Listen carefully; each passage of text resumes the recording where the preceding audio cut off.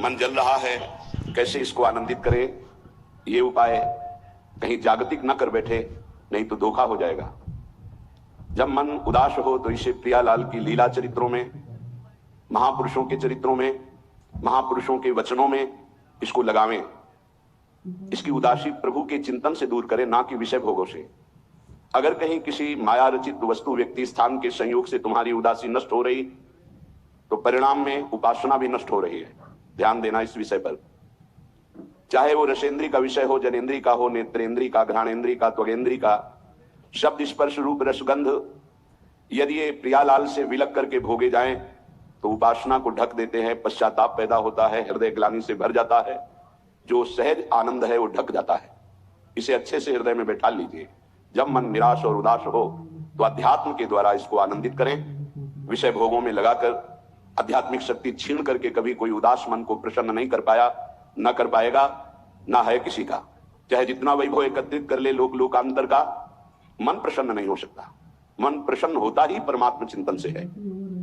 अगर भजन की खुराक मन को नहीं दी तो विषय खुराक में टूट पड़ेगा, वो तुम्हारे रोके नहीं रुकेगा।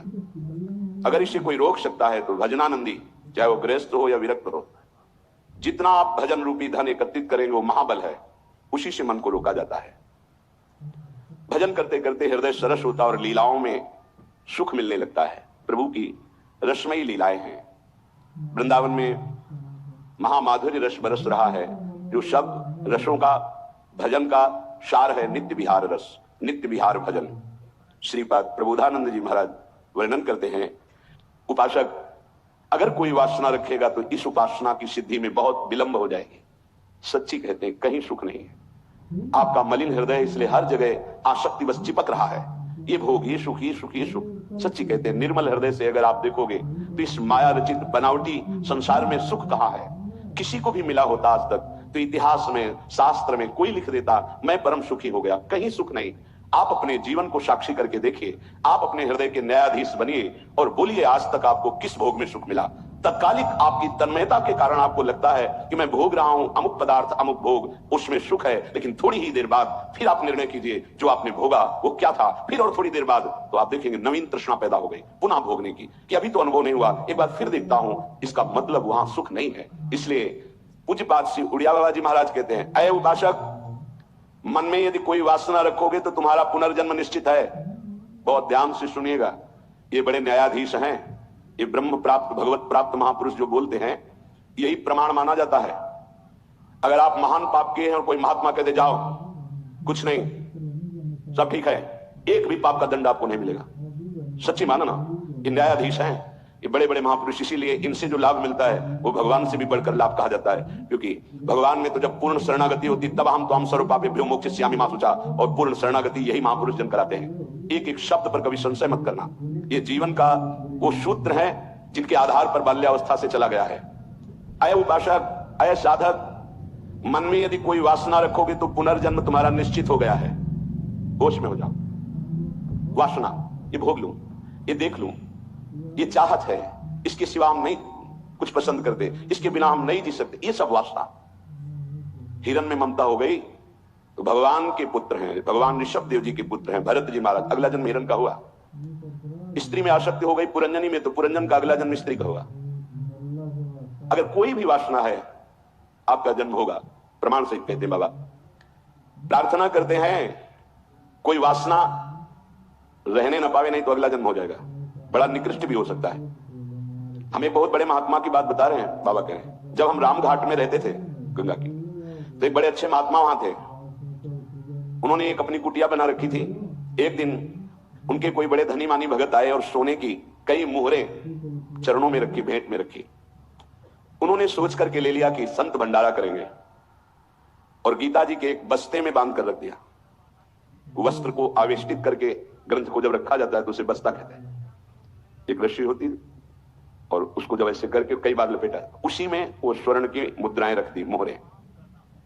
सोचा कि कभी समय आएगा तो हम भंडारा कर देंगे। कुछ संतों ने उनसे कहा चलो तीर्थ यात्रा करने बद्री नारायण चल गए। चिंतन में आया कि वो मोहरें रखी हैं, भंडारा करना था, पर संतों से कह नहीं पाए, और चले तो बद्री नारायण नहीं पहुंच पाए, रास्ते में ही प्राण निकल गए। प्राणों का क्या भरोसा, कौन सा कदम आखिरी होगा, किस शब्द पर कभी संशय मत करना। कौन सी जीवन का वो सूत्र है जिनके आधार पर बाल्यावस्था से चला गया है। अय उपासक, अय साधक, मन में यदि कोई वासना रखोगे तो पुनर्जन्म तुम्हारा निश्चित हो गया है। होश में हो जाओ। वासना, ये भोग लूं, ये देख लूं, ये चाहत है, इसके सिवा हम नहीं कुछ पसंद करते, इसके बिना हम नहीं जी सकते, ये सब वासना। हिरण में ममता हो गई तो भगवान के पुत्र हैं, भगवान ऋषभ देव जी के पुत्र हैं भरत जी महाराज, अगला जन्म हिरण का हुआ। स्त्री में आसक्ति हो गई पुरंजनी में, तो पुरंजन का अगला जन्म स्त्री का हुआ। अगर कोई भी वासना है आपका जन्म होगा, प्रमाण सहित कहते हैं बाबा। प्रार्थना करते हैं कोई वासना रहने न पावे, नहीं तो अगला जन्म हो जाएगा, बड़ा निकृष्ट भी हो सकता है। हमें बहुत बड़े महात्मा की बात बता रहे हैं बाबा, कह रहे हैं जब हम राम घाट में रहते थे गंगा की, तो एक बड़े अच्छे महात्मा वहां थे। उन्होंने एक अपनी कुटिया बना रखी थी। एक दिन उनके कोई बड़े धनी मानी भगत आए और सोने की कई मोहरें चरणों में रखी, भेंट में रखी। उन्होंने सोच करके ले लिया कि संत भंडारा करेंगे, और गीता जी के एक बस्ते में बांध कर रख दिया। वस्त्र को आवेष्टित करके, ग्रंथ को जब रखा जाता है तो उसे बस्ता कहते हैं। एक रस्सी होती और उसको जब ऐसे करके कई बार लपेटा, उसी में वो स्वर्ण की मुद्राएं रख दी, मोहरें। सोचा कि कभी समय आएगा तो हम भंडारा कर देंगे। कुछ संतों ने उनसे कहा चलो तीर्थ यात्रा करने बद्री नारायण चलते हैं। चिंतन में आया कि वो मोहरे रखी है, भंडारा करना था, पर संतों से कह नहीं पाए, और चले तो बद्री नारायण नहीं पहुंच पाए, रास्ते में ही प्राण निकल गए। प्राणों का क्या भरोसा, कौन सा कदम आखिरी होगा किसको पता, कौन सी श्वास आखिरी होगी किसको पता। इसलिए बहुत चतुर सुजान वो है कि कोई संकल्प नहीं रहने देते, नहीं रखना चाहिए। चतुर सुजान साधक कलम ये करेंगे, नहीं नहीं, अगर श्री जी ने चाहा तो कल ऐसा हो जाएगा। शब्दों में बंधना, शब्दों में ही मुक्त होना, संकल्प में ही बंधना और संकल्प से ही मुक्त हो जाना, दोनों बातें हैं। कल मुझे अमुक जगह जरूर जाना है, तुरंत अंदर से हाँ श्री जी ने चाहा तो जरूर चले जाएंगे। वाणी से भले चूक हो जाए, अंदर से चूक नहीं होनी चाहिए। तत्काल आराध्य देव को बीच में लो, नहीं फंस जाओगे। एक बार भी आराध्य देव को बीच में नहीं लिया, रास्ते में प्राण निकल गए। चिंतन चल रहा था कि लौट के आएंगे तो स्वर्ण मुद्राएं जो रखे उनको बेच करके फिर भंडारा करें। सद इच्छा भी नहीं रखनी, ये बहुत सूक्ष्म विषय है। अब उनका शरीर छूट गया। शरीर जब छूट गया तो शरीर की अंतिम क्रियाएं हुई जो संत की होती। 16 दिन बाद कुछ संतों को प्रसाद पवाया गया। महीना व्यतीत हुआ महाराज की कुटिया की जो सेवा सफाई में, तो बस्ता एक ऊंचे पे दिखाई दिया। देखा कि गुरु जी की गीता रखी हुई है। कोई बात नहीं है, कभी समय आएगा तो पढ़ेंगे, गुरु जी की गीता है। रात्रि में स्वप्न हुआ उनके शिष्य को कि बेटा मैं पतित हो गया, चूक हो गई। अंतिम समय स्वर्ण मुद्रा का ध्यान होने के कारण मैं सांप बनकर उसी बस्ता में बंधा हुआ हूं। जब तक स्वर्ण मुद्राएं बेचकर संत सेवा नहीं करोगे मुझे सांप की योनि मिली है। पूज्य पादुड़िया बाबा भी वही रामघाट में थे। उन्होंने स्वप्न सुनाया कि ऐसा ऐसा गुरुजी का स्वप्न देखा। तो सब संत एकत्रित हुए, सबके सामने जो ही बस्ता खोला गया सही नवीन अवस्था का सर्प फड़काड़ के खड़ा हो गया। स्वप्न सच्चा निकला, क्योंकि वो आदेश हुआ था गुरु जी का, वो एक स्वप्न नहीं था, वो एक आदेश था। इसलिए सब संतों को एकत्रित किया था कि ऐसा कुंडली मारे फन काढ़े उन्हीं स्वर्ण मुद्रा के ऊपर, वही महात्मा जी जो कि स्वप्न में बता चुके थे। उस वस्त्र में देखा गया कोई छिद्र नहीं था जिससे सर्प घुसकर पहुंच सके स्वर्ण मुद्रा तक, क्योंकि कई लपेट होते हैं बस्ता में। ये देखकर सब महात्मा आश्चर्यचकित हो गए कि भाई थोड़ी सी असावधानी हुई कि स्वर्ण मुद्रा का चिंतन बना तो सर्प होकर के गुरु जी को बैठना पड़ा।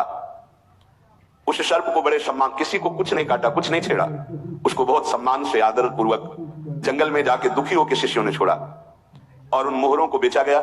संत भंडारा हुआ, उनकी जो ही वासना की पूर्ति हुई, ये वासना बन गई थी, तो ही शरीर छूटा उनका और अपनी गति को प्राप्त हुए। इसलिए उपासक, ये सदवासना थी। सदवासना जब बंधन को प्राप्त करा सकती है तो असद वासना कौन कौन सी दुर्गति देगी, ये बहुत सूक्ष्म विषय है। एक महात्मा पधार रहे थे तो वृक्ष के नीचे लेटे थे, ऊपर आम का फल था।